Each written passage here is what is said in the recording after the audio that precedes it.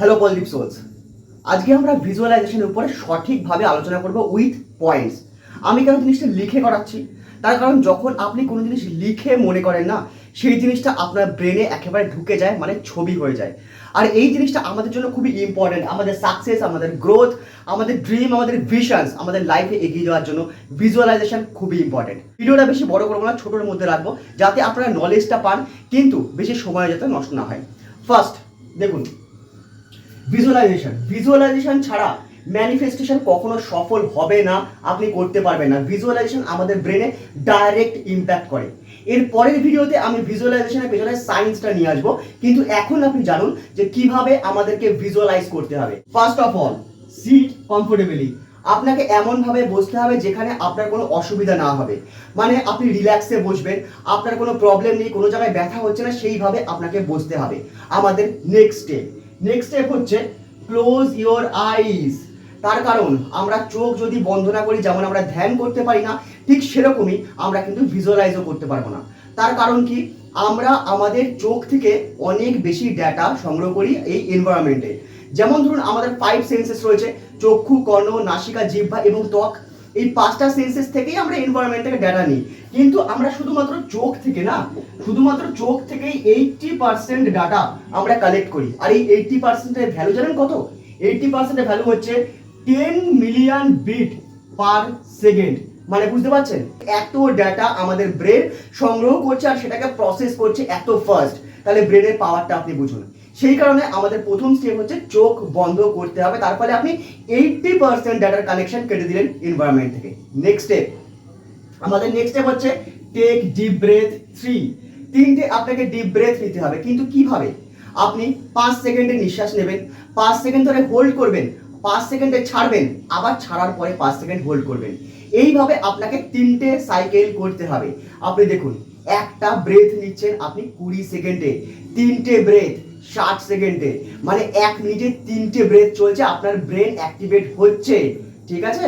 আপনার brain activate হচ্ছে, parasympathetic nervous system activate হচ্ছে। এই কারণে আমাদের ব্রেথিং টেকনিকটা করতে হয়।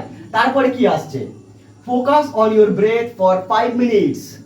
আপনাকে আপনার ব্রেথকে ফোকাস করতে হবে। অর্থাৎ আপনি যখন নিঃশ্বাস নিচ্ছেন তার ঠান্ডা ভাবটা ফোকাস করুন, ঠিক আছে? যখন আপনি ছাড়ছেন সেই গরম ভাবটাই আবার ফোকাস করুন।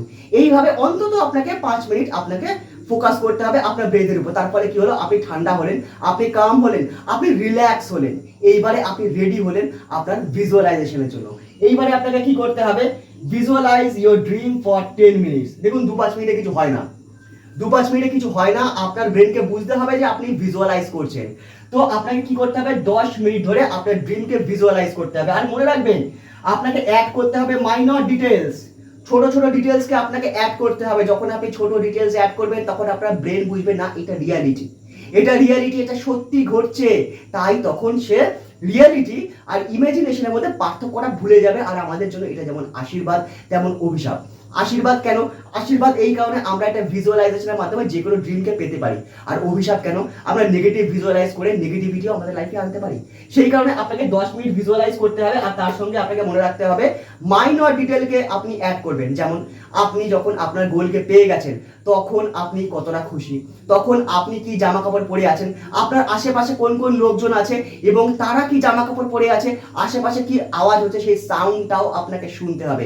এরকম মাইনর ডিটেলসকে আপনার অ্যাড করতে হবে। দেন নেক্সট স্টেপ আমাদের আসতে ফিল দ্য ইমোশনস।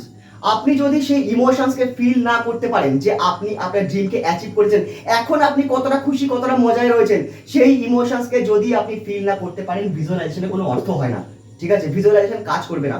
এই কারণে ইমোশনসের ইম্পর্টেন্স এতটা। আর ইমোশনসের দিকে না মেয়েরা এগিয়ে রয়েছে। আমি জানি হয়তো ছেলেদের শুনতে একটু খারাপ লাগছে, কিন্তু প্রকৃতি আমাদেরকে সেইভাবেই তৈরি করেছে, ঠিক আছে? ছেলেদের ইমোশনস একটু দেরিতে আসে, পরে আসে, সময়ে আসে, কিন্তু যখন চলে আসে তখন খুব গভীর হয়, এটাও সত্যি। কিন্তু ছেলেরা একটু চেষ্টা করো, হয়তো তোমাদের ইমোশনস আসতে একটু সময় লাগবে, কিন্তু আসবে ঠিক। আমার যেমন এসেছে তোমাদেরও আসবে, আমি কথা দিচ্ছি আসবে। তারপরের কাজ কি? তারপরের কাজ হচ্ছে অলওয়েজ ওপেন ইওর হার্ট।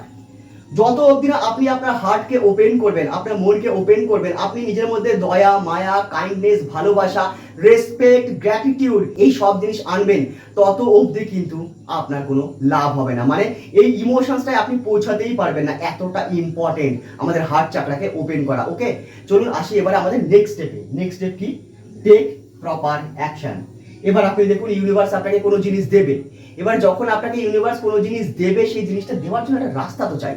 কোন রাস্তায় সেই জিনিসটা আপনার কাছে পাঠাবে ইউনিভার্স, তার জন্য রাস্তাটা আপনি তৈরি করুন। ইউনিভার্স সেখান থেকে এমন ভাবে জিনিসটা পাঠাবে যেটা আপনি কল্পনাও করতে পারবেন না। যে রাস্তাটা আপনি ভাবেন না, আপনি শুধু কাজ করুন। আপনি শুধু কাজ করুন, কিভাবে আপনার কাছে চলে আসবে আপনি জানেন না। তো এই হচ্ছে টোটাল আমাদের ভিজুয়ালাইজেশনের টেকনিক বা ম্যানিফেস্টেশনের টেকনিক।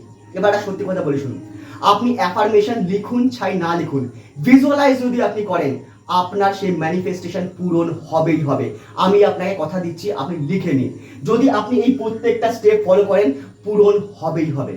তো বন্ধুরা, আজকের ভিডিওটা আমি ছোটই রাখবো। থ্যাংক ইউ ভেরি মাচ ভিডিওটা সম্পূর্ণ দেখার জন্য। দেখা হচ্ছে আবার পরের ভিডিওতে। Thank you.